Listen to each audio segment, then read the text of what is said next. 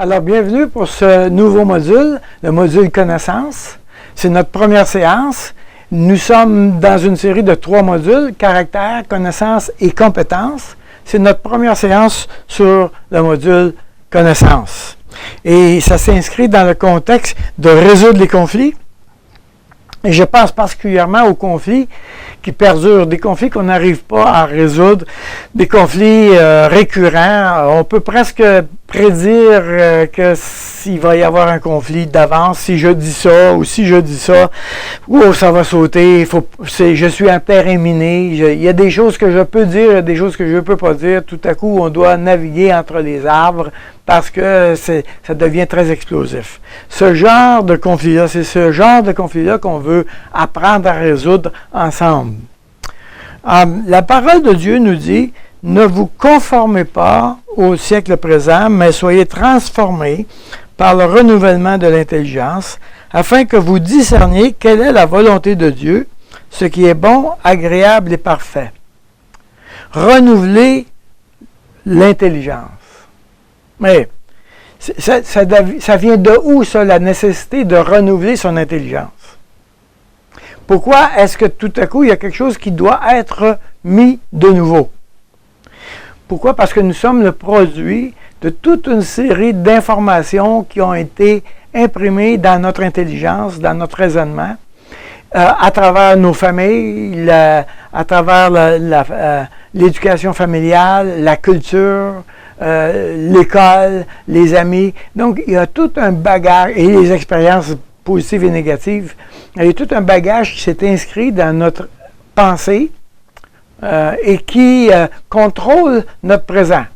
Par exemple, si j'étais enfant, lorsque j'étais enfant, si j'ai mis la main sur un poêle chauffé à rouge et que je me suis brûlé, mon cerveau a enregistré que quand je vois quelque chose comme ça, je dois faire attention, je dois me protéger. Donc, je n'ai plus besoin de réfléchir, est-ce que c'est dangereux encore? Je n'ai pas besoin de réexpérimenter le feu rouge, je sais que c'est dangereux. Donc, je ne le répète pas. Notre cerveau a enregistré un très grand nombre d'informations semblables, mais certaines informations qui ont été négatives dans le passé contrôlent aujourd'hui notre présent. Dieu savait que notre cerveau enregistre de l'information. C'est d'ailleurs pour ça qu'il a enseigné aux croyants à enseigner leurs enfants. Voici ce qu'il dit. Il dit: « Et ces commandements que je te donne aujourd'hui seront dans ton cœur. Tu les inculqueras à tes enfants et tu en parleras quand tu seras dans ta maison, quand tu iras en voyage, quand tu te coucheras et quand tu te lèveras. » Dieu connaissait le facteur que notre cerveau enregistre de l'information, et ce que Dieu disait aux parents, c'est mettez des bonnes choses dans leur tête. Enseignez-leur pour qu'ils soient bien nourris dans leur tête. Ça va faire une différence dans leur vie plus tard. Mais c'est évident que parce que nous sommes humains, parce que nous sommes pécheurs, on manque notre coup à plusieurs reprises et de plusieurs manières, on n'a pas enseigné la bonne affaire. Donc, et même des fois, les parents ne sont même pas responsables. Ils ont fait quelque chose et l'enfant a interprété d'une manière différente. Alors, c'est la raison pourquoi est-ce qu'on retrouve un autre verset, par exemple, dans l'Épître de Pierre, qui dit: « Conduisez-vous avec crainte pendant le temps de votre pèlerinage, sachant que ce n'est pas par des choses périssables, par de l'argent ou de l'or, que vous avez été rachetés de la vaine manière de vivre que vous avez hérité de vos pères. » Alors, la parole de Dieu reconnaît que nous, on hérite des choses de nos parents. La parole de Dieu reconnaît que nous avons reçu un certain nombre d'informations. Il y a un certain nombre d'informations qui sont défectueuses, ou c'est nous qui les avons interprétées d'une manière défectueuse. Ça, c'est pas important pour le moment. Mais ça contrôle notre présent. Et ça, c'est ce qu'on veut entendre. C'est ça qu'on veut identifier dans nos vies personnelles. Alors, notre premier défi, ça va être d'écouter notre discours intérieur. Qu'est-ce que nous sommes en train de nous dire à nous-mêmes? Ça va être notre premier défi. J'ai été assez surpris, je suis assez surpris qu'en général, les gens ne savent même pas qu'est-ce qu'ils croient. Ils ne savent même pas qu'est-ce qu'ils pensent. Et on va voir pourquoi tout à l'heure. Mais j'ai besoin d'apprendre, c'est l'outil qu'on va apprendre, comment on va écouter notre discours intérieur. Et comment on va le faire? On va le faire en apprenant comment explorer. Vous savez quoi? Si tu devais prendre un cours de détective et que on t'enseigne quoi faire sur une scène de crime, ben, on va te dire, il faudrait que tu cherches des empreintes. Trouve des empreintes d'un coupable, de quelque chose. Est-ce qu'il y a de l'ADN qui traîne sur un verre, est-ce qu'il y a des cheveux qu'on pourrait recueillir, etc. Est-ce qu'il y a des pièces à conviction qu'on pourrait retenir qui donnera des preuves du coupable? Donc, le cours de détective t'apprend à explorer. Mais nous, c'est la même chose. Dans un conflit, je dois apprendre à chercher, mais je dois chercher des éléments en particulier. Je ne veux pas chercher n'importe quoi, il y a tellement d'affaires. Alors, je dois chercher des éléments en particulier, donc je dois apprendre à m'explorer. Et la meilleure manière pour apprendre à s'explorer, mais ça va être l'équation. Comment fonctionne l'équation? Nous avons A plus B égale C.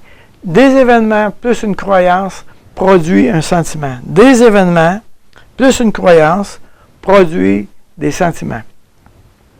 Alors, imaginez que tu es en train d'écouter un film et pendant que tu écoutes le film, tu te mets à pleurer. Bang! Qu'est-ce qui est arrivé? Pendant que tu écoutes un film, tu te rabroues et tu dis non, moi je ne veux pas écouter ce film-là, là, je n'écouterai pas ce genre de film-là, c'est sûr. Et tout de suite, tu as un sentiment négatif, mais ça a été instantané. Pourquoi? Qu'est-ce qui est arrivé? Bien, ce qui est arrivé, c'est que j'ai pensé à quelque chose, j'ai eu un élément de croyance qui s'est manifesté et ça a produit un sentiment. Imaginez, par exemple, que tu es en train d'écouter un film, Le Menteur. Tu écoutes un film où l'acteur principal, c'est un menteur. OK? Et le sentiment que tu fais, tu te mets à rire. Pourquoi? Parce que tu trouves drôle. Voilà quelqu'un qui se met dans le pétrin avec ses mensonges. Je crois que quelqu'un qui ment se met dans le trouble. OK? Et voici les résultats. Donc, ma croyance a fait que je ris. Mais, je peux aussi être en train d'écouter un film du personnage principal, qui est un menteur, et être en colère envers ce personnage-là. Pourquoi? Parce que dans ta croyance, ça dit qu'un menteur, c'est un manipulateur. Par exemple. Ça peut être d'autres choses, on s'entend. Mais j'ai une croyance qu'un menteur manipule. Donc, je suis en colère contre les manipulateurs. Mais quand tu as écouté le film, tu n'as pas entendu que je déteste les manipulateurs. Tu n'as pas entendu ça. Tu as seulement vu un menteur et tu as été en colère ou tu t'es mis à rire. Mais tu n'as pas entendu ta croyance. Et c'est ça qu'on a besoin d'entendre, la croyance. Alors, on est souvent très surpris de la réaction qu'on a instantanée. Quelquefois, on est en présence de quelqu'un qu'on ne connaît pas du tout, puis on a un sentiment positif ou négatif. Bang, comme ça. Pourquoi tout à coup, j'ai ce sentiment-là? Juste instantanément. Mais c'est le phénomène je l'appelle le phénomène de la clé, la macro contrôle V. De quoi est-ce qu'on parle? Bien, la clé macro contrôle V fait référence à une particularité informatique qu'il y a avec nos ordinateurs. Les programmeurs ont pris d'avance certaines commandes que nous faisons à répétition et ils les ont programmées dans de nombreuses lignes que nous ne sommes pas obligés de répéter, de manière à faire dans une seule clé une opération très rapide. Si bien que, si on regarde par exemple comment fonctionne le système ici, dans cette situation, bien, on a des lignes de programmation et dans une seule clé, dans une seule acte, CTRL-V, paf, on a toute l'information qui a déjà été contenue, déjà programmée. Donc, il y a un certain nombre d'informations. Dans nos vies, c'est exactement la même chose. Dans nos vies, nous nous retrouvons dans une situation où ça défile très rapidement dans notre tête. Très rapidement, il y a des informations qui dans un seul coup d'œil, sont venues à notre esprit. Si bien que pendant que j'écoute un film, bien, tout à coup, paf, je me mets à pleurer ou il me monte un sentiment de colère. Il y a toutes sortes d'émotions qui peuvent s'installer dans ma vie personnelle. La raison, c'est parce que je suis préprogrammé dans le passé, je me suis moi-même autoprogrammé dans le passé, et maintenant j'ai oublié le code. J'ai oublié qu'est-ce que je me dis. Notre défi, c'est de retrouver le code. Notre défi, c'est de retrouver le code. C'est-à-dire que dans une des lignes, à quelque part, je me suis dit, j'accepterai pas les menteurs. J'accepterai pas ceux qui me manipulent.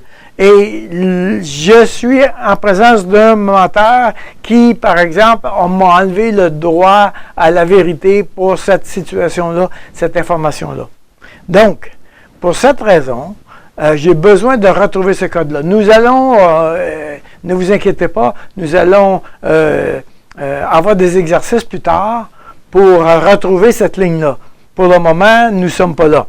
Pour le moment, nous sommes en train de juste identifier que les sentiments sont connectés avec des émotions, des croyances. Mes sentiments sont connectés avec des croyances et je dois faire ces liens-là. Nous allons apprendre plus tard comment on va trouver la ligne. On va apprendre plus tard comment on va identifier qu'est-ce qui se dit dans mon cœur réellement. Mais pour le moment, ce qui m'intéresse, c'est que vous soyez capable d'entendre le discours quand vous avez un sentiment. Alors, je vais vous inviter à prendre l'équation A plus B égale C. Vous allez prendre un événement, un conflit. Tout à coup, il y a une irritation. Bon, alors, tu prends ta feuille, tu mets sentiment, irritation, tu mets événement.